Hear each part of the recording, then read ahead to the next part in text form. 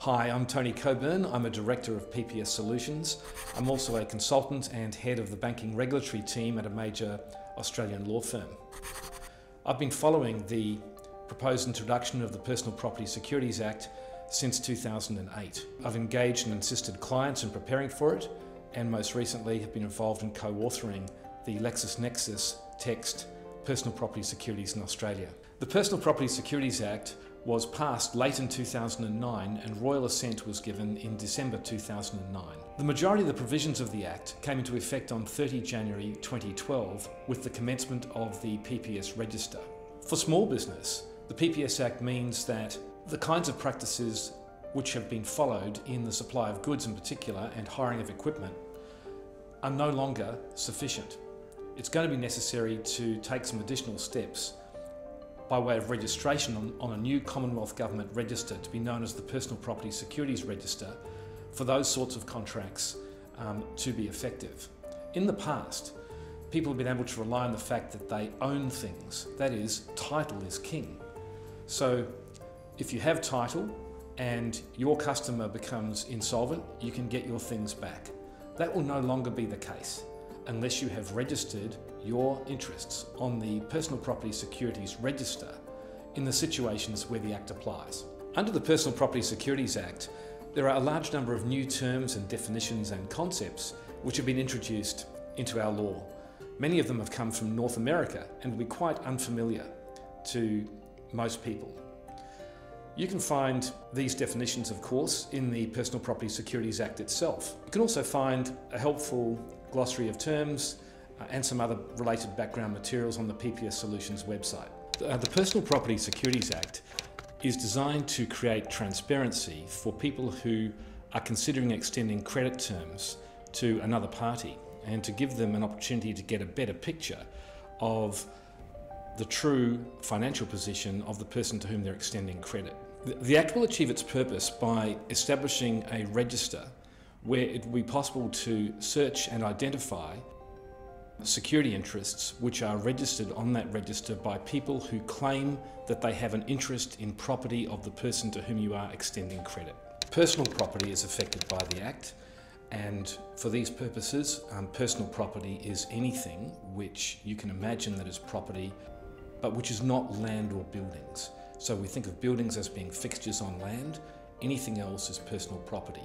There are some exceptions to this within the Act, but your starting point needs to be that if it's not land or buildings, this Act will apply to it. If a business takes a security interest, it needs to perfect that security interest. This is a new notion in the Act. In most cases, perfection will occur by registering a financing statement on a new register called the Personal Property Securities Register.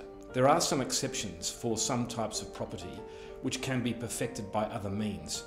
But for these purposes, I think you will find that almost all property will be perfected by registration of a financing statement on that register. I think the biggest pressure for business resulting from the registration process is that if you do get things wrong, even innocently, then you're going to find that your financing statement is not effective and your security interest is lost just when you need it most, on insolvency of the person who gave it to you. The key steps to effect and maintain security interests under the PPS Act are first to ensure that you've got a security agreement in place with your customer.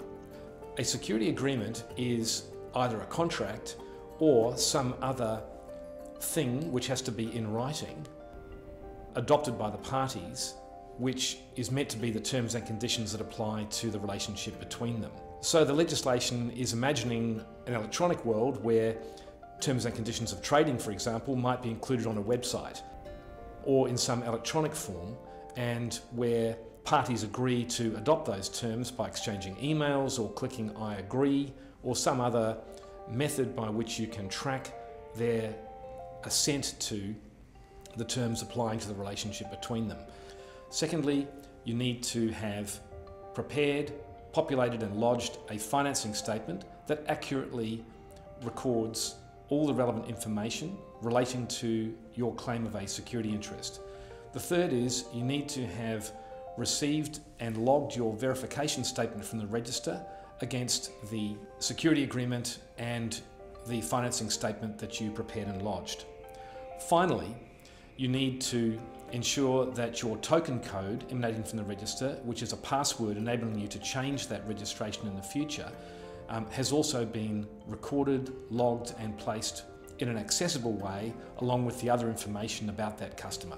I think that businesses are better off under the PPS Act than they are under current law, so long as they have perfected their security interest correctly by registration of a financing statement. They will have all the rights that they have today if they were the owner of goods or a person with a charge which had been registered at ASIC or whatever the case may be. Those will be the right to recover possession and to deal with the property to meet the secured obligations. So in the case of a retention of title arrangement, the right to get goods back. It will be possible in some circumstances to also trace into finished product if the goods which are supplied have been used up as raw materials in a manufacturing process. So there are some tracing rights into those finished goods. There are also, in some circumstances, rights to trace into a right of the grantor to be paid by a third party to whom they've sold the goods or the finished products. In conclusion, I think that for an SME, the Personal Property Securities Act presents both some challenges and some opportunities. On the opportunities front, if you consult your legal advisors and your accountants, you're going to be able to improve your trading terms and your contracts to take advantage of better positions under the Act in relation to your own customers when things go wrong. On the negative front, if you don't take the steps required to register financing statements and you're an SME, you're going to find yourself in a situation that when the SME's customer becomes insolvent or where its own bankers are enforcing their rights against the customer, the SME is simply not going to be able to get its goods back or its equipment back or to enforce whatever other rights it might have had under its security interest.